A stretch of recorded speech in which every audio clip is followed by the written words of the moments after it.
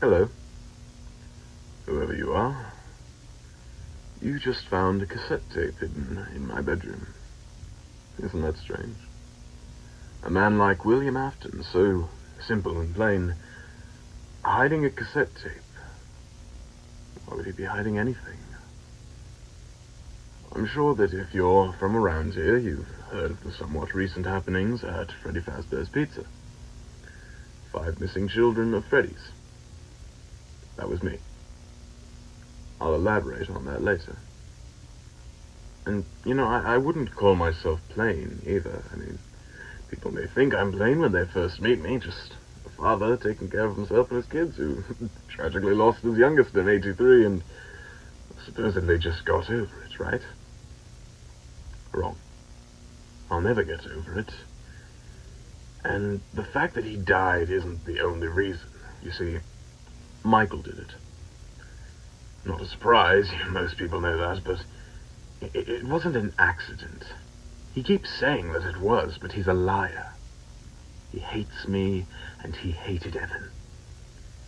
You see, Michael wasn't settled with being a failure, and how I loved Evan just so much more. So he tormented him, eventually killing him, and that's why I didn't love him in the first place. He was always a terrible kid, not worth my time. But now I hate him more than I ever have. He's done so much to hurt my soul in one day alone. My God, Evan. Ever since he killed him, I wanted to put my hands around his neck and just squeeze the life out of his lungs. But of course, if I ever did that, I would get caught. I couldn't work because I was thinking too much about Mike. I couldn't concentrate on anything. The paper started piling up, and it kept fogging up my mind. And I needed a release. Then I had an idea. Hey, maybe it doesn't necessarily have to be Michael. Could be any other brat as long as they like him. Now, where do all of those children go? Freddy Fazbear's Pizza.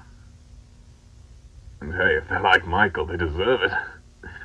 I went up there, I picked the worst kids of the bunch, took them to the back, and I gave it to them. I couldn't do much, of course. They'd start squealing, so I made it quick enough to be efficient, but long enough to make it last. It was hell for them, but it was heaven for me. And then I leave, without the slightest bit of guilt. So there you go. And now that you've heard this, you should know that I check this spot every day to see if this tape has moved. I've seen it so many times I'll be able to notice even the slightest difference. I will know. So you better put it back, Michael. As neatly as you can. And start running.